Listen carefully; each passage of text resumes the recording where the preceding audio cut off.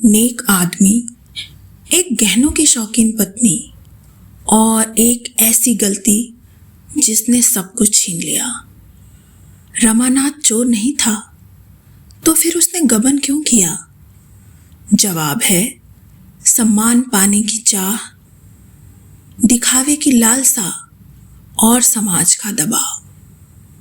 नमस्कार दोस्तों, तो आज हम बात करने वाले हैं हिंदी साहित्य के महान उपन्यासकार प्रेमचंद के प्रसिद्ध उपन्यास गबन की। और यह केवल एक व्यक्ति द्वारा किए गए गबन की कहानी नहीं है, बल्कि यह कहानी है लालच, दिखावे, सामाजिक प्रतिष्ठा, प्रेम, अपराध बोध और आत्म परिवर्तन की। आखिर एक साधारण युवक रमानाथ कैसे अपराध के रास्ते पर चला जाता है और उसकी पत्नी जालपा, जो गहनों की शौकीन स्त्री है, कैसे उसके चरित्र में परिवर्तन आता है। तो चलिए शुरू करते हैं। कहानी की शुरुआत होती है जालपा से। जालपा एक सुंदर, समझदार और संस्कारी युवती है, लेकिन बचपन से ही उसे गहनों के प्रति विशेष आकर्षण है। उस समय भारतीय समाज में स्त्रियों के लिए गहने केवल सजावट की वस्तु नहीं थे, बल्कि सम्मान और सुरक्षा का प्रतीक भी माने जाते थे। जब जालपा छोटी थी, तब उसकी दादी और माँ अक्सर उसे सुंदर आभूषण दिखाया करती थी। धीरे धीरे उसके मन में यह धारणा बन गई कि विवाह के बाद उसके पास बहुत सारे गहने होंगे। उसे विश्वास था कि उसका भावी पति उसकी हर इच्छा पूरी करेगा।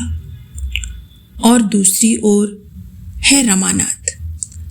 रमानाथ एक मध्यम वर्गीय परिवार का युवक है। उसके पिता दयानंद अत्यंत ईमानदार और सिद्धांतवादी व्यक्ति हैं, परंतु रमानाथ का स्वभाव अपने पिता से अलग है। उसे समाज में प्रतिष्ठा दिखाने का शौक है। वह चाहता है कि लोग उसे अमीर समझे और सफल भी। यही कमजोरी आगे चलकर उसके जीवन की सबसे बड़ी समस्या बन जाती है। रमानाथ और जालपा का विवाह हो जाता है। विवाह के शुरुआती दिनों में दोनों एक दूसरे से बहुत प्रेम करते हैं, लेकिन जल्द ही जालपा को महसूस होता है कि उसके पास उतने गहने नहीं हैं जितने उसने सोचे थे। वह सीधे शिकायत नहीं करती, लेकिन उसकी छोटी छोटी बातें रामनाथ को परेशान करने लगती हैं। रमानाथ अपनी पत्नी को खुश देखना चाहता है, लेकिन उसके पास पर्याप्त धन नहीं है। इसके बावजूद वह उधार लेकर महंगे गहने खरीदना शुरू कर देता है। वह जालपा से अपनी वास्तविक आर्थिक स्थिति को छिपाता है। धीरे धीरे कर्ज बढ़ता जाता है।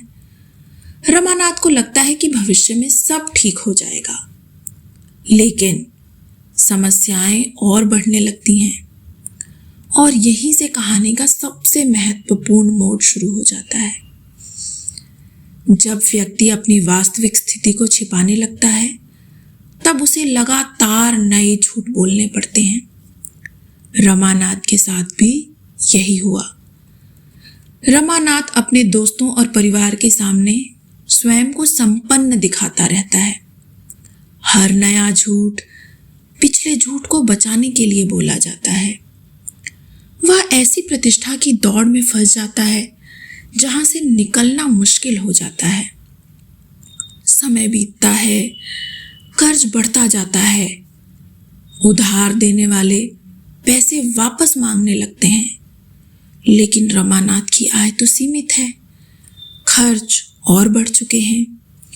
प्रतिष्ठा बचाने का दबाव अलग है। अब वह मानसिक रूप से टूटने लगता है। और यही वह क्षण है जहां से उपन्यास का शीर्षक गबन पूरी तरह से अर्थपूर्ण हो जाता है। रमानाथ के सामने दो रास्ते थे। पहला, सच को स्वीकार करना। दूसरा, गलत रास्ता चुनना। और दुर्भाग्य से उसने दूसरा रास्ता चुना। पैसों की कमी और सामाजिक भय के कारण वह धन संबंधी अनियमितताओं में फंस जाता है। यानी कि अपने दफ्तर में वो पैसों की हेराफेरी करता है। वह सोचता है कि थोड़े समय बाद सब ठीक कर देगा, पैसे वापस रख देगा, किसी को पता नहीं चलेगा। लेकिन अपराध कभी छोटा नहीं रहता, वह धीरे धीरे बढ़ता जाता है। अब रमानाथ की रातों की नींद उड़ चुकी है। उसे हर समय डर लगा रहता है, कहीं उसका राज न खुल जाए, कहीं लोग उसकी सच्चाई जान न लें, कहीं परिवार की इज्जत न चली जाए। वह बाहर से सामान्य दिखने की कोशिश जरूर करता है, लेकिन अंदर से वह पूरी तरह से टूट चुका है। उधर जालपा परिस्थितियों को धीरे धीरे समझने लगती है। उसे महसूस होता है कि गहनों की चाह ने उसके जीवन में संकट पैदा कर दिया है। वह अपने जीवन का पुनर्मूल्यांकन करती है और धीरे धीरे उसे समझ में आता है कि उसने कितनी बड़ी भूल की। जो जालपा पहले गहनों को इतना महत्व देती थी, अब वह जीवन के वास्तविक मूल्यों को समझने लगती है। लेकिन परिस्थितियां अब अत्यंत कठिन हो चुकी हैं और रमानाथ को कोई राह नहीं सूझती। तब रमानाथ घर छोड़कर भाग जाता है।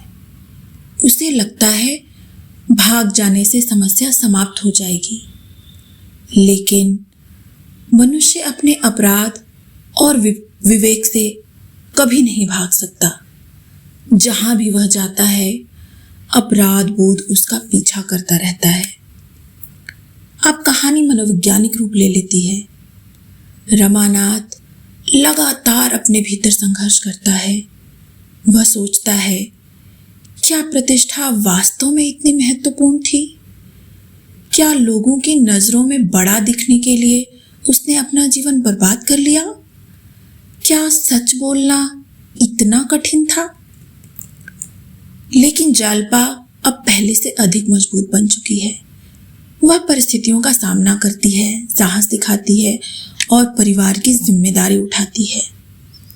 अब वह एक परिपक्व व जागरूक महिला बन चुकी है।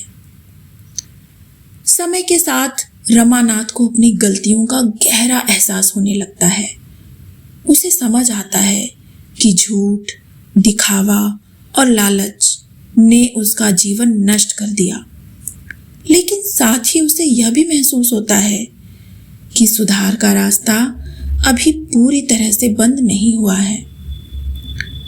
गलती करना मनुष्य की कमजोरी हो सकती है, लेकिन गलती स्वीकार करना उसका सबसे बड़ा साहस होता है। रमानाथ अपने कर्मों का सामना करने की मानसिक शक्ति जुटाता है। उसका दृष्टिकोण बदल चुका होता है। उसे समझ में आ गया होता है कि उसने कितनी बड़ी गलती कर दी है। वह भरपूर पश्चाताप करता है और वह पहले वाला दिखावे का शिकार युवक नहीं रह जाता है। उसके भीतर नैतिक जागृति आ चुकी है। समाज में बड़ा दिखने की इच्छा व्यक्ति को गलत रास्ते पर ले जा सकती है, यह बात उसे अब पूरी तरह से समझ में आ चुकी है।